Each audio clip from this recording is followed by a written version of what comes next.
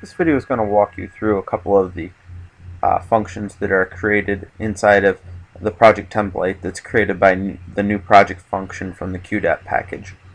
Let's take a look at this. Let's create first by starting by creating a new project.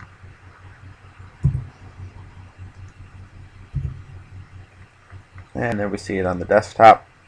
And when you open it up, the RProj, it will open up inside of RStudio. And automatically, while this is happening, there is a .r profile in the template that is sourced automatically. Let's look at that quickly. See that on startup, it loads all of these packages, and you can see right here that all of these packages have been loaded. Also goes ahead and takes the working directory and assigns it to WD, just for easy referencing. And also sources extra functions. That's really what we're looking at today. It sources a script over here on the right called extra functions. And inside of this there are two functions we're going to talk about. They're not actually part of the qdap library, but are nice little handy helper functions that are created by the project template. And they're called email and to do. Let's see what they actually do. Note that these are sourced automatically by our profile when you load up the template into RStudio. And the user could also put their own functions in here as well and source them automatically. Okay, let's start with email.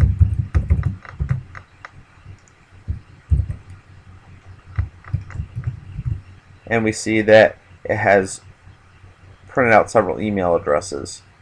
And we'll talk more about what those are. Let's get a text file. And you can see I can paste them because it's been copied to the clipboard as well. Let's also look at to do.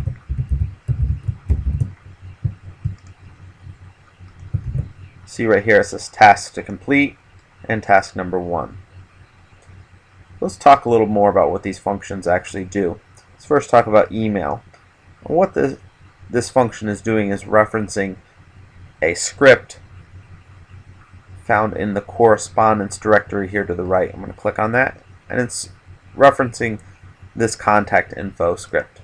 Click on it, and we can see that there are several fields that are filled in for this template, and they have to be filled in this specific format.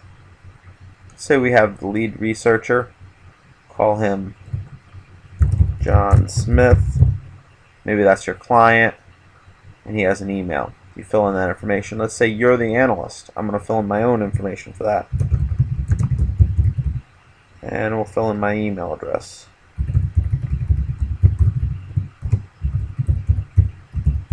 You can fill in your phone number and that information as well, and it stores all that information in one central location. I hit save, and let's see what that actually now does to the email. And now you can see that my email has been added here. A couple other parameters or arguments to email that you might want to be aware of. One is all equals true. What this does in this contact info, it will email all these people, the client, the analyst, and the project members. Let's say that you only want to email the client. You would go ahead and use all equals false. Now it is also going to email myself as well, the analyst, and we'll talk why in a moment here. You see it has the lead researcher, or the client, and then my email as well, the analyst.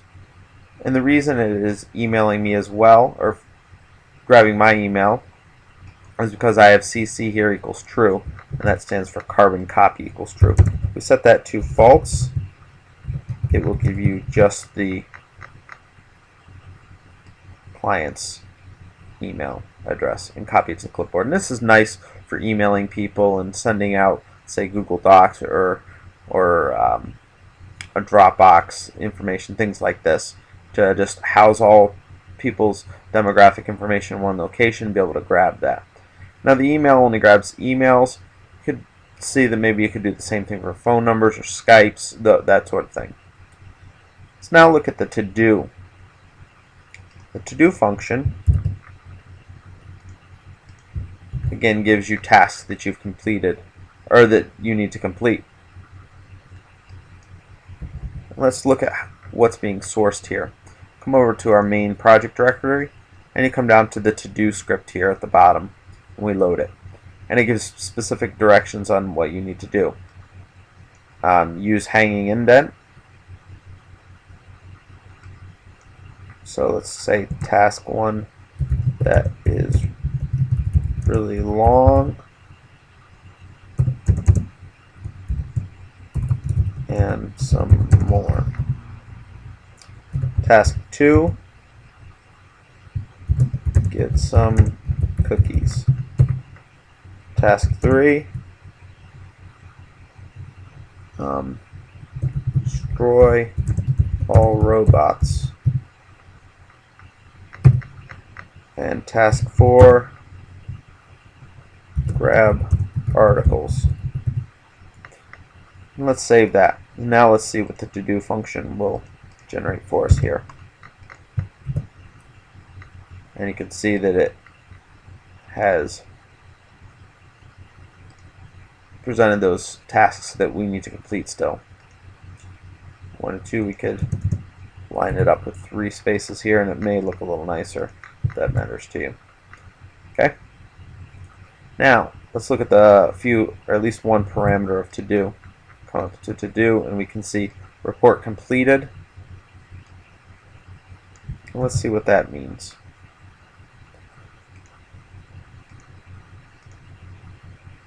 It says here when a task is complete, put a dash in front of it. Let's say that we have destroyed all robots and this really long task, we completed those. Go ahead and run that now. And you can see it just says to grab some cookies and grab articles. Let's go ahead and, so the completed tasks are not shown, but if we say report completed equals true and run it, see what we get.